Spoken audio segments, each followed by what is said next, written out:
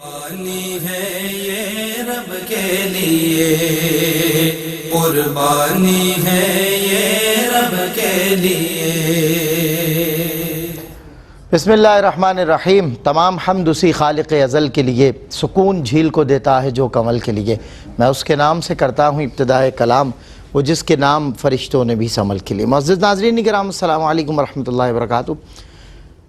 خواجہ غریب نواز welfare trust کی اجتماعی قربانی 2022 میں آپ کو خوش آمدید کہتا ہوں، اور ہم 3 روز سے اپیل کر رہے ہیں کہ اللہ رب العزت کے حضور قربان ہونے والے جانور، وہ جانور کہ جنہیں بہت اچھے سے سنوارا گیا ہے، ان کی نگہداشت کی گئی ہے، ان کی پرورش کے لیے ایک بہت بڑی ایک جگہ مختص ہے، ایک بہت بڑی زمین مختص ہے، اور وہ زمین جسے عربی کیٹل فارم ہاؤس کے نام سے ظاہر ہے آپ سرچ کر سکتے ہیں گوگل میپ پر۔ اگر آپ پاکستان میں، خصوصاً اگر آپ کراچی میں، تو گڈاپ ٹاؤن کے علاقے میں زمین موجود ہے، اور اس زمین پر رہنے والے، بسنے والے، پلنے والے یہ اتنے سارے جانور یہ اللہ کی راہ میں قربان کیے جائیں گے۔ اس برس بھی کئی سو، کئی ہزار حصے جو کئی ہزار لاکھوں لوگوں تک امداد بن کے پہنچیں گے، گوشت کی شکل میں یا گوشت سے بننے والی خوراک کی شکل میں۔ میری آپ تمام لوگوں سے گزارش ہے کہ آپ خواجہ غریب نواز ویلفیئر ٹرسٹ کی اجتماعی قربانی 2022 میں حصہ لیجئے۔ جس طرح آپ حضرات حصہ لے رہے ہیں، ہمارے پاس خبریں آ رہی ہیں، اس کے لیے بھی آپ کا بہت شکریہ، آپ کے اعتماد کا بہت شکریہ۔ خواجہ غریب نواز ویلفیئر ٹرسٹ ویسے ہی اعتماد اور بھروسے کا دوسرا نام ہے، تو ہم نے اپنے احباب کا، اپنے کار فرماؤں کا، اپنے کرم فرماؤں کا بہت زیادہ بھروسہ جو ہے وہ مینٹین کیا ہے ان گزشتہ 12-14 سالوں میں۔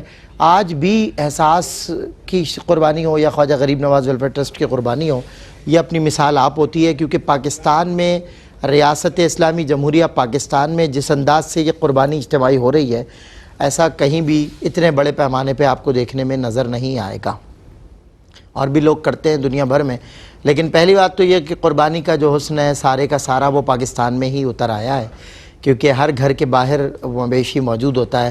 لوگ بڑی محبت سے، بڑے اہتمام سے اور بڑے جذبے کے ساتھ جو ہے وہ جانور کو لینے جاتے ہیں، پھر اسے جانور کو دیکھنا، پرکھنا، اسے پسند کرنا، ایک بڑے مرحلوں سے گزر کر اللہ کے راستے میں ایک جانور کو چنا جاتا ہے، اور پھر اسے لے کر آتے ہیں اور اللہ کی راہ میں قربان کرتے ہیں۔ وہ خرابیاں جو ہمارے درمیان داخل ہو گئیں، جو قربانی کا ایک اصل مقصد تھا، ایک اصل اسپرٹ تھی، اسے چھوڑ کر باقی دوسری چیزوں میں جو ہم لگ گئے، ہم انہیں بھی زیر ذکر لاتے ہیں، علماء کرام سے اصلاح بھی لیتے ہیں، لیکن کیا یہ اچھا ہوتا ہے کہ ہم اس کے مقصد کو فوت نہ ہونے دیتے؟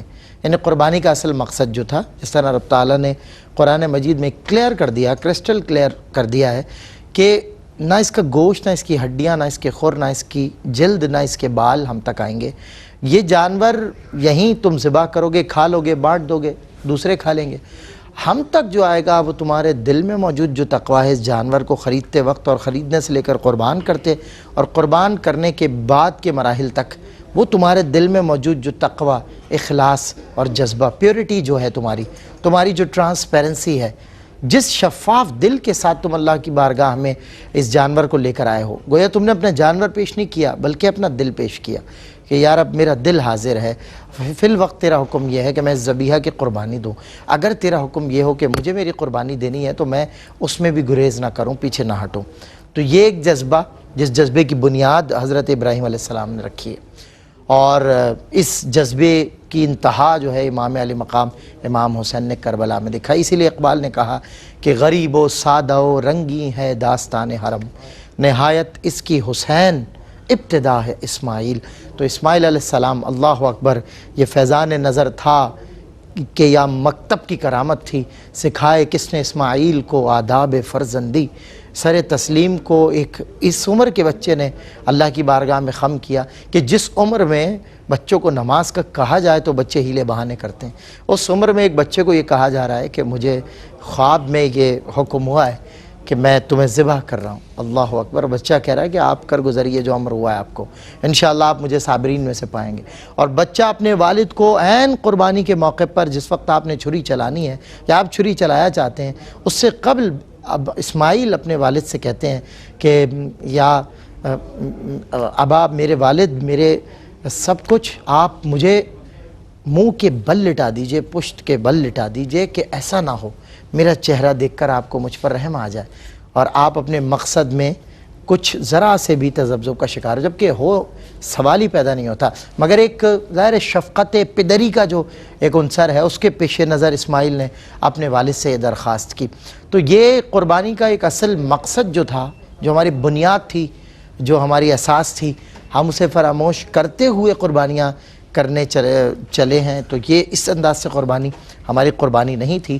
یاد رکھیے گا ARY کیٹل فارم ہاؤس کے اس وقت ٹیلی ویژن اسکرین پہ آپ مناظر دیکھ رہے ہیں، یہ بات ذہن نشین کر لیں کہ یہ جو اجتماعی قربانی ہونے جا رہی ہے اس میں اخلاص ہی اخلاص آپ کو نظر آئے گا۔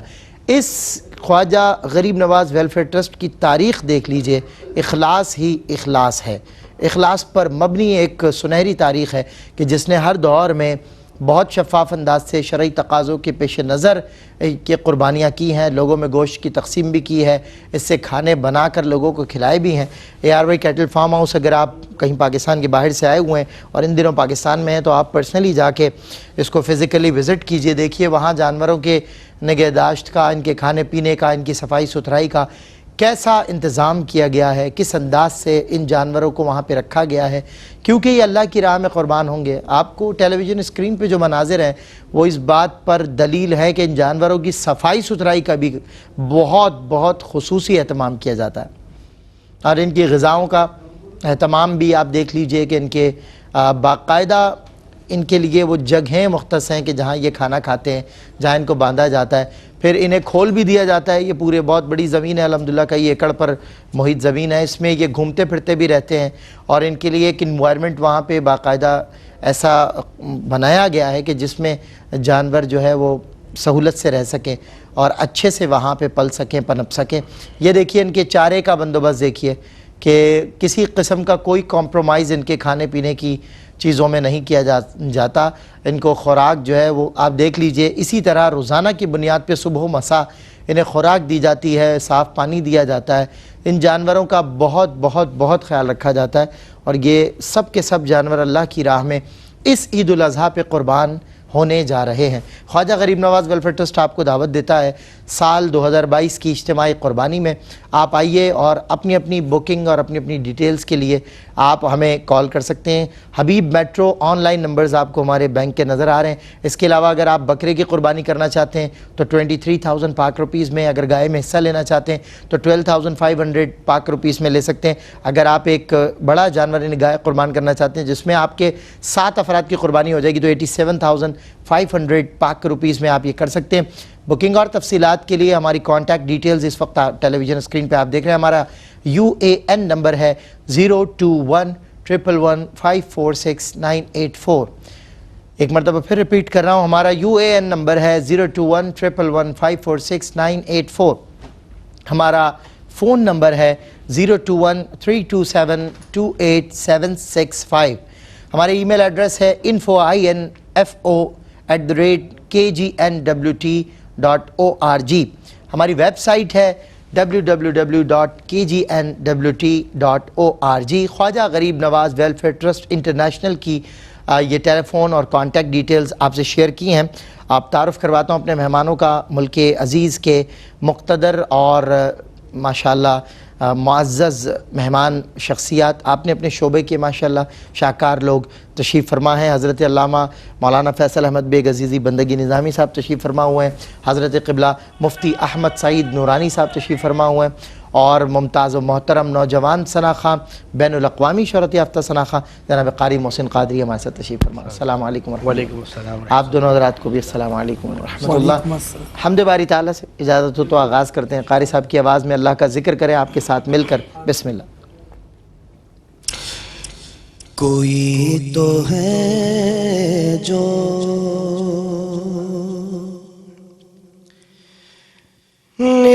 نظام ہستی چلا رہا ہے، وہی خدا ہے۔ کوئی تو ہے جو نظام ہستی چلا رہا ہے وہی خدا ہے دکھائی بھی جو نہ دے نظر بھی جو آ رہا ہے وہی خدا ہے وہی خدا ہے وہی خدا ہے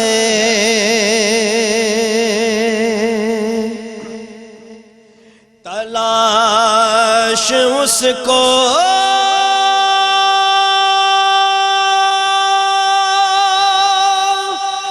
نہ کر بتوں میں وہ ہے بدلتی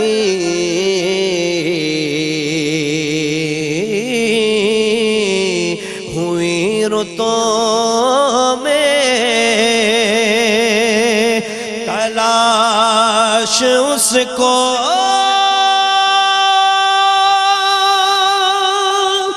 نہ کر بتوں میں وہ ہے بدلتی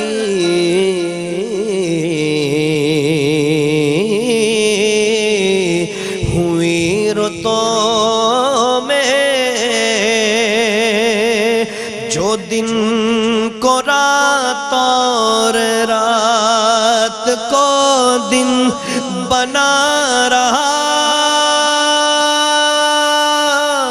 ہے وہی خدا ہے وہی خدا ہے وہی خدا ہے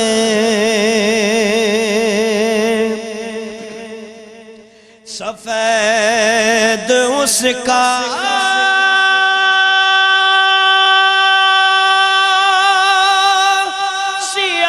سیاہ اس کا نفس نفس ہے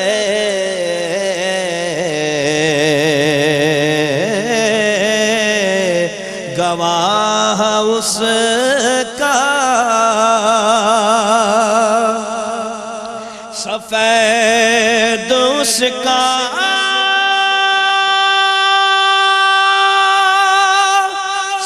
سیاہ اس کا نفس نفس ہے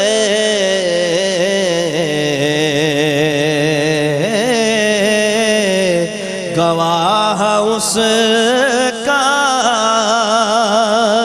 جو شعلہ جاں جلا رہا ہے بجھا رہا ہے وہی خدا ہے وہی خدا ہے وہی خدا ہے وہی خدا ہے کوئی تو ہے جو نظام ہستی چلا رہا ہے وہی خدا ہے دکھائی بھی جو نہ دے نظر بھی جو آ رہا ہے وہی خدا ہے سبحان اللہ قاری صاحب کہہ رہے ہیں سب 2-3 شعر اس کے بھی اگر ہو جائیں، لا الہ الا اللہ کی حمد ہو جائے، ہم سب آپ کے ساتھ اس ذکر میں شامل ہو جائیں۔ لا الہ الا اللہ، لا الہ الا اللہ، لا الہ الا اللہ، لا الہ الا اللہ، حسبی ربی جل اللہ،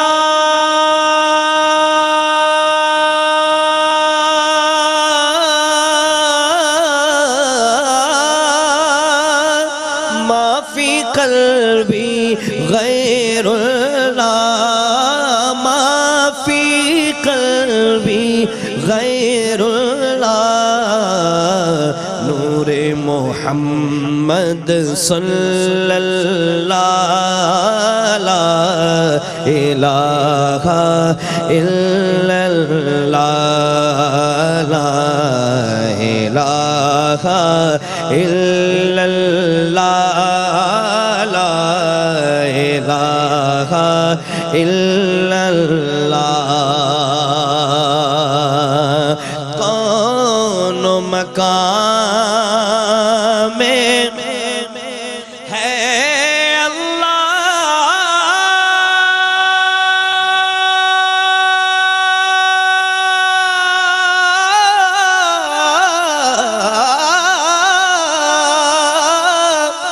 دونوں جہاں میں ہے اللہ، جسم میں جان میں ہے اللہ، لا الہ الا اللہ، لا الہ الا اللہ، لا الہ الا اللہ،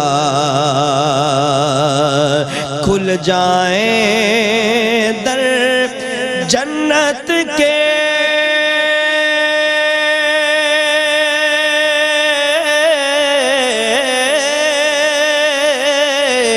دوزخ کی سب آگ بجھے، دل سے کوئی ایک بار کہے لا الہ الا اللہ، لا الہ الا اللہ، لا الہ الا اللہ۔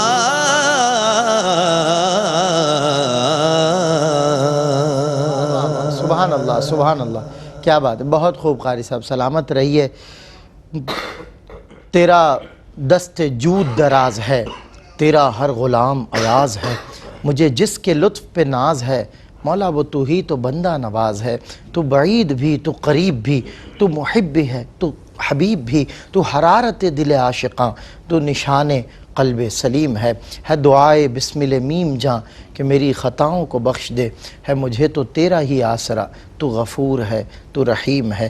علامہ فیصل احمد بیگ عزیزی بندگی نظامی آغاز اللہ کی ہم سے ہوا ہے۔ میں چاہتا ہوں آج ہم اللہ کی مہربانیوں پر بات کریں، اس کی صفت رزاقیت پہ بات کریں، اس کی اس ادا پر بات کریں کہ وہ دیکھ بھی رہا ہے کہ اس کی نہیں سن رہے، اس کی نہیں مان رہے، پھر بھی کھلا رہا ہے، پلا رہا ہے، مدد فرما رہا ہے۔ مطلب اس کے اندر چھپا ہوا ایک میسیج یہ بھی ہے کہ اگر اس نے دیا ہوا ہے تو تم پر حق بھی ہے دوسروں کا۔ تو میں چاہتا ہوں اللہ کی حمد سے آغاز کریں، کچھ اللہ کی طرف ہمیں لے جائیں۔ اللہ کی تلاش ہمارے صوفیاء نے، ہمارے دیگر قطب ابدال قلندر ہر ایک اسی راہ پر گامزن رہا اور اس نے پا لیا تو اللہ سب کو دے بھی دیا۔ اب لوگ جاتے ہیں اللہ کی تلاش میں لیکن اللہ نہیں ملتا، تو ہم تو کہہ رہے ہیں کہ آؤ قربانی کرو، غریبوں کی مدد کرو، دیکھو اللہ کیسے ملتا ہے۔ بہرحال آپ اللہ کی حمد سے آغاز کریں اور آگے۔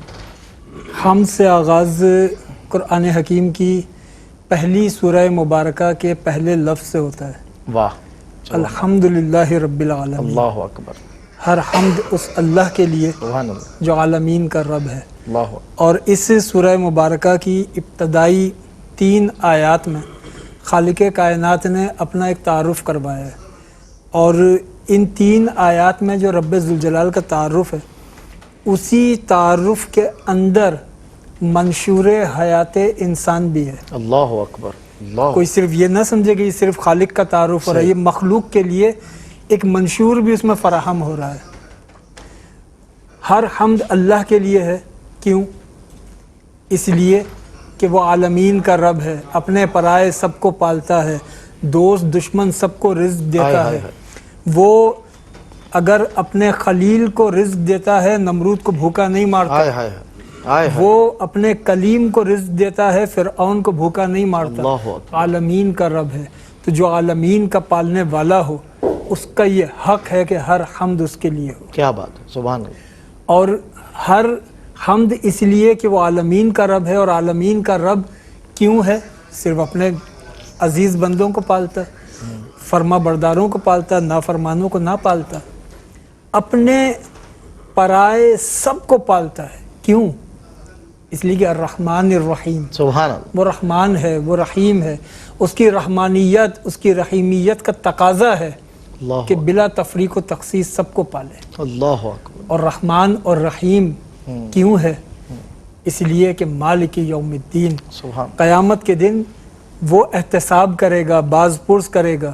تو جو قیامت کے دن باز پرس کرے گا، لازمی ہے کہ اس نے کوئی رعایت دی ہو، واہ، اس لیے کہ احتساب دی گئی رعایت کی بنیاد پر ہوتا ہے۔ بالکل صحیح۔ جہاں انسان مجبور ہے وہاں احتساب نہیں ہو سکتا۔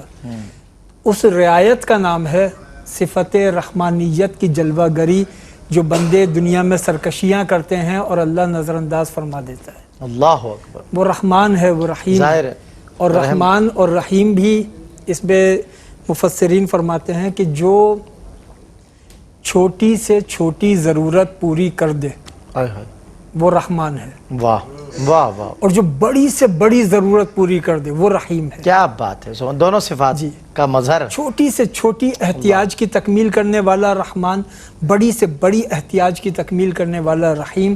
اور پھر اس کو یوں بھی کہا گیا کہ دنیا میں جو اللہ کی نعمتیں، رحمتیں ہیں، یہ صفت رحمانیت کا جلوہ ہیں، واہ، اور آخرت میں جو کچھ اللہ عطا فرمائے گا اہل ایمان کو وہ صفت رحیمیت کا جلوہ ہوگا۔ سبحان اللہ، بات وہی ہے، جو چھوٹی سے چھوٹی ضرورت، سے چھوٹی ضرورت، دنیاوی صحیح ضرورت بات، چھوٹی ہوتی ہے، فانی ہے نا، آخرت کی ضروریات بڑی ہوتی ہیں۔ صحیح۔ تو جو آخرت میں رحمت ہوگی وہ رحمانیت کا نہیں بلکہ رحیمیت کا جلوہ ہوگی۔ واہ، اور اس میں ایک سفر بھی ہے انسانی زندگی کا۔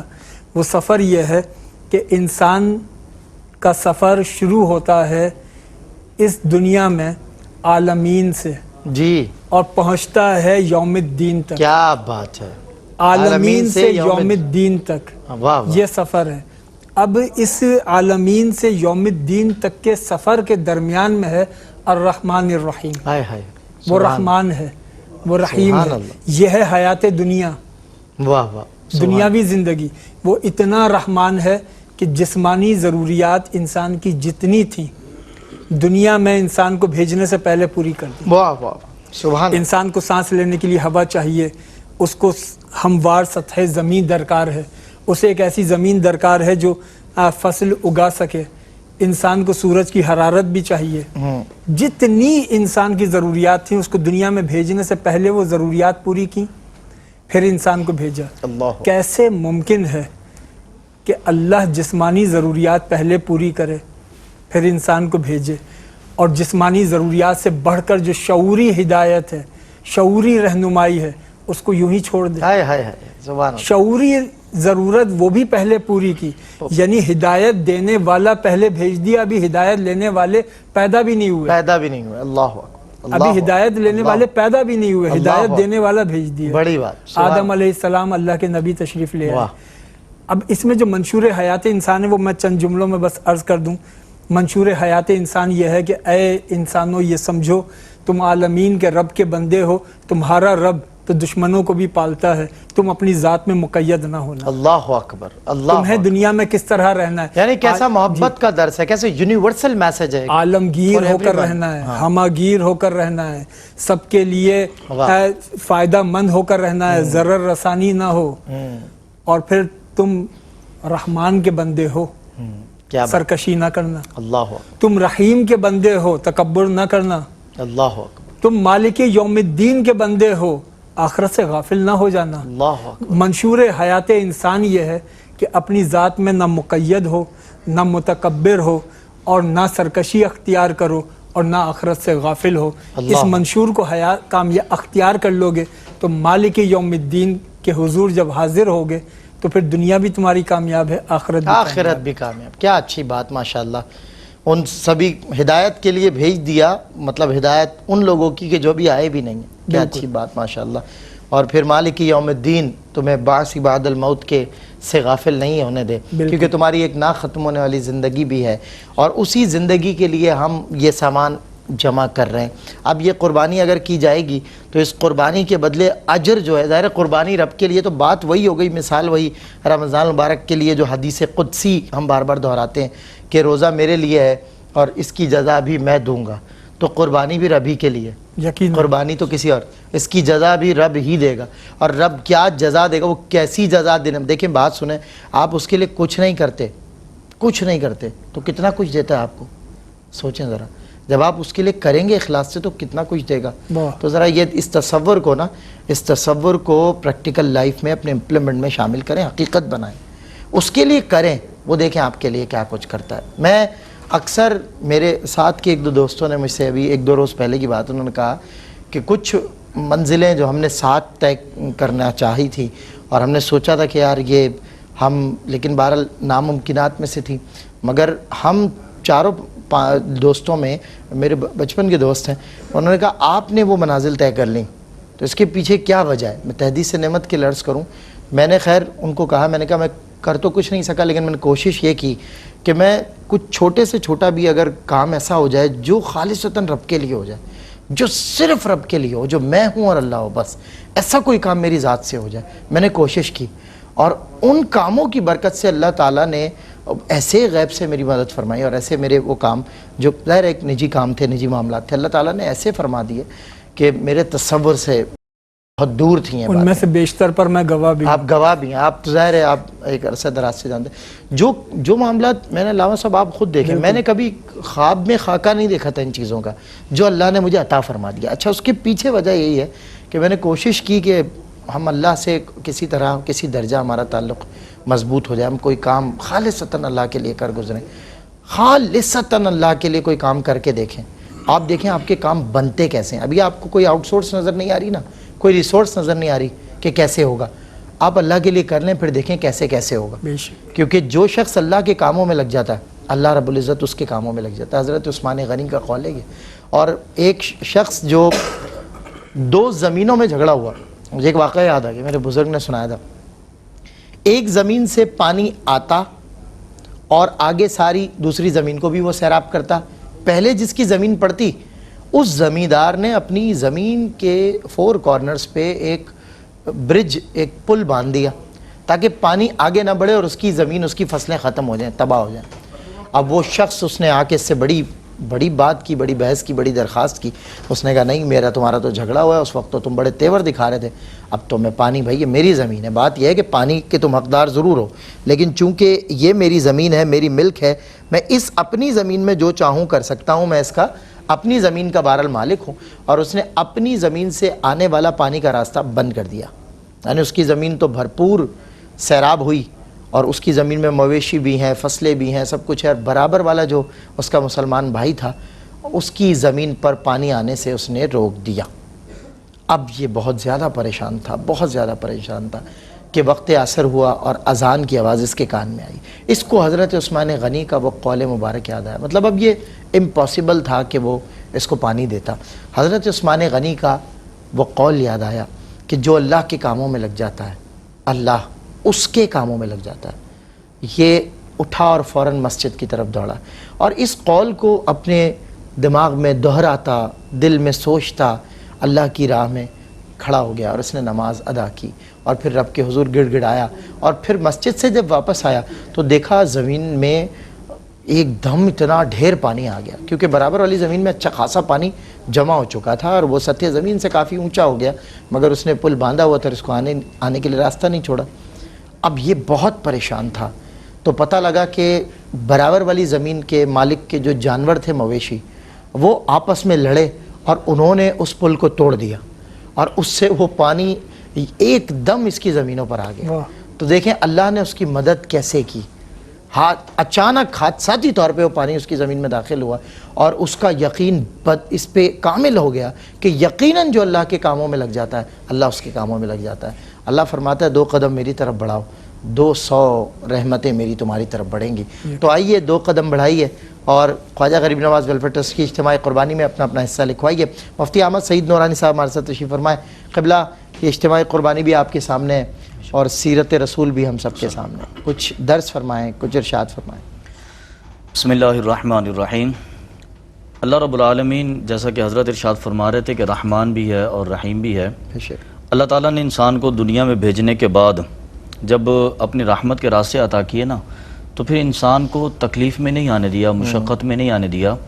یہ اس کی سب سے بڑی رحمت تھی کہ ہم اپنے دنیا کے بہت سارے امور میں مصروف رہتے ہیں، لیکن چونکہ اس میں رضا اللہ رب العالمین کی نیت کر لیتے ہیں تو اللہ تعالیٰ اسے ہی ہمارا دین بنا دیتا ہے۔ واہ، اسے ہمارے لیے عبادت بنا دیتا ہے۔ ایسا نہیں ہوا کہ اللہ رب العالمین نے دنیا کو علیحدہ ایک جگہ پہ رکھ دیا ہو اور دین کو علیحدہ رکھ دیا ہو۔ ہمیں ایک دن کا بڑا وسیع حصہ سخت محنت کر کے دنیا کے لیے مشقت کرنی پڑے، اور پھر اس کے بعد جب ہم گھر میں واپس آئیں تو بڑی سخت محنت پھر دین کے لیے بھی کرنی پڑے۔ نہیں، اللہ رب العالمین نے دونوں کو یکجا فرما دیا۔ اب دیکھیں نا، نبی کریم صلی اللہ علیہ وسلم نے فرمایا کہ الکاسب حبیب اللہ، کہ مزدوری کرنے والا، کسب کرنے والا، محنت کرنے والا اللہ کا حبیب ہوتا ہے، اللہ کا محبوب ہوتا ہے۔ اب ایک شخص صبح اللہ رب العالمین کی عبادت کر کے گھر سے نکلا اور اس کا مقصد یہ تھا کہ میں رزق حلال حاصل کروں۔ اس نے سفر کیا، اپنے اس پوائنٹ تک پہنچا، اس نے مزدوری کی، اس نے مشقت کی، مشقت کرنے کے بعد سخت ٹریفک میں سے، اژدہام میں سے، بھیڑ بھاڑ میں سے چلتا ہوا دوبارہ گھر تک پہنچا۔ رضا اللہ کی حاصل کرنا مقصود تھا۔ اس کا وہ سفر کرتے ہوئے جانا بھی اللہ کی عبادت، سفر کر کے واپس آنا بھی اللہ کی عبادت، اور سارا دن وہاں پر کمائی کرنا اور مزدوری کرنا بھی اللہ کی عبادت۔ سبحان اللہ۔ حالانکہ دیکھا جائے تو دوسرا مقصود یہ تھا کہ اسے اپنے بچوں کی حاجت پوری کرنی تھی، صحیح بات، اسے اپنے اہل خانہ کی حاجت پوری کرنی تھی، اپنے والدین کی ضروریات پوری کرنی تھی، لیکن چونکہ مقصود اس نے یہ بنا لیا تھا کہ میں اپنے رب کو راضی کروں گا، میں حرام کے راستے پہ نہیں جاؤں گا، میں اس کو راضی کرنے کے لیے حلال کا راستہ اپناؤں گا۔ صرف اس ارادے سے جب اس نے عمل کیا، اللہ رب العالمین نے اسی ایک عمل کے اندر دنیا کو بھی جمع کر دیا اور دین کو بھی جمع کر دیا۔ سبحان اللہ۔ اللہ رب العالمین اتنا غفور الرحیم ہے کہ انسان کی ایک محنت کے بدلے میں کئی گنا اجر اس کو عطا فرماتا ہے۔ تو بعین ہی اسی انداز میں اگر ہم یہ قربانی کے باب کو دیکھ لیں تو ایک تو اس کا دنیا کا رنگ ہے کہ ہم قربانی کرتے ہیں، پھر اس کا گوشت بھی ہمارے تصرف میں استعمال میں ہوتا ہے، اس کے دوسرے لوازمات جو ہیں وہ بھی ہمارے اپنے استعمال میں ہوتے ہیں۔ اب اپنا ہی فائدہ ہے، ہمارا فائدہ، ہمارے خاندان کا فائدہ، عزیز و اقارب کا فائدہ یا معاشرے کا فائدہ، یہ ساری چیزیں۔ لیکن اس کے ساتھ ساتھ چونکہ اللہ رب العالمین جو عمل انسان کو عطا فرماتا ہے اس کا ایک تعلق دنیا کے ساتھ ہوتا ہے اور دوسرا تعلق اس کا دین کے ساتھ ہوتا ہے۔ بالکل صحیح۔ تو جب بندے نے اللہ کی رضا مقصود کر لی تو دنیا کے فوائد تو حاصل ہو گئے، لیکن اللہ رب العالمین نے اس کو آخرت کے فوائد بھی عطا کیے۔ اور نبی کریم صلی اللہ علیہ وسلم نے جیسا کہ ارشاد فرمایا کہ یہ قربانی کا جانور کل بروز قیامت میدان حشر میں اس کے پاس اپنی پوری شکل کے ساتھ آئے گا، یعنی کہ مکمل جسم، سینگوں کے ساتھ، کھروں کے ساتھ، بالوں کے ساتھ، اور فرمایا کہ اسے اپنی پشت پر سوار کرا کے پل صراط سے گزار کر بندے کو اللہ رب العالمین کی رحمت کے یعنی کہ جنت میں داخل کر دے گا۔ تو یہ دیکھیں کہ دنیا کو بھی اللہ رب العالمین نے یہاں پر جمع کیا اور دین کو بھی یہاں پر جمع کیا۔ تو یہ قربانی یقیناً ایک ایسا عمل ہے کہ اگر ہم اس کو اللہ رب العالمین کی رضا کے ارادے سے کریں تو یقیناً اس کا ایسا اجر ہے کہ انسان اس کو اپنے اس ترازو میں نہیں تول سکتا جو اس کے ذہن کے اندر ایک تصور ہے۔ یہ اللہ رب العالمین نے اس کا ایک انوکھا مزاج رکھا ہے، اور اگر اس کے دنیاوی فوائد ہیں تو دنیاوی طور پر بھی اللہ رب العالمین نے بہت سارے فوائد عطا کیے۔ تو اللہ رب العالمین کی رحمت، معیشت بھی ان دنوں میں مستحکم ہوتی ہے، اور اس کے علاوہ بھی اس سے اندازہ فرمائے کہ یہ قربانی جو ہے ایک اس کاشتکار سے جو جانور کے لیے چارہ کاشت کرتا ہے اس سے لے کر ایک بہت بڑے انڈسٹری کو چلانے کے کام آتا ہے قربانی کا یہ سلسلہ، ایک پورا نظام ہے یہ۔ بالکل صحیح ہے۔ تو دنیا میں بھی یہ فائدہ ہوتا ہے، آخرت میں بھی اللہ رب العالمین یہ فائدہ عطا فرماتا ہے۔ گویا کہ اگر ہم صرف قربانی کے باب میں ہی دیکھ لیں تو اللہ رب العالمین کے رحمان اور رحیم دونوں اوصاف ہمیں یہاں پر نظر آتے ہیں، جیسا کہ قرآن پاک کی تفسیروں میں ذکر کیا نا، الرحمن الرحیم میں، الرحمن فی الدنیا الرحیم فی الآخرہ، تو گویا کہ اللہ رب العالمین کی رحمت کا یہ جلوہ نظر آتا ہے کہ رحمان فی الدنیا بھی ہے، رحیم فی الآخرت بھی ہے، قربانی کو دنیاوی فوائد بھی عطا فرماتا ہے، قربانی کو اخروی فوائد بھی عطا فرماتا ہے۔ کیا بات ہے مفتی صاحب، بہت خوب۔ میں جناب قاری محسن قاضی صاحب سے گزارش کروں گا نعت رسول مقبول پڑھی جائے اور پھر انشاءاللہ وقفہ لیتے ہیں، پھر آ کر نہ ایسی زلفیں نہ ایسا چہرہ نہ یوں کسی پر شباب ہوگا، نہ ایسی زلفیں نہ ایسا چہرہ نہ یوں کسی پر شباب ہوگا، نہ ایسی زلفیں نہ ایسا چہرہ نہ یوں کسی پر شباب ہوگا، جواب ہوں گے سبھی کے لیکن نہ مصطفیٰ کا جواب ہوگا، جواب ہوں گے سبھی کے لیکن نہ مصطفیٰ کا جواب ہوگا، جو زلف بکھرے تو رات ہوگی، جو چہرہ نکلے تو دن چڑھے گا، جو زلف بکھرے تو رات ہوگی، جو چہرہ نکلے تو دن چڑھے گا، پسینہ ان کا گرے گا جس پر، پسینہ ان کا گرے گا جس پر، وہی تو ذرہ گلاب ہوگا، پسینہ ان کا گرے گا جس پر، وہی تو ذرہ گلاب ہوگا، نہ ایسی زلفیں نہ ایسا چہرہ نہ یوں کسی پر شباب ہوگا، بروز محشر حسین سارے اکٹھے ہوں گے مقابلے کو، بروز محشر حسین سارے اکٹھے ہوں گے مقابلے کو، تو سب سے پہلے یقین مانو، تو سب سے پہلے یقین مانو، بلال کا انتخاب ہوگا، تو سب سے پہلے یقین مانو، تو سب سے پہلے یقین مانو، بلال کا انتخاب ہوگا، کھلے ہوئے ہیں گلاب کربل، حسین کا سر کہاں ہے بولو،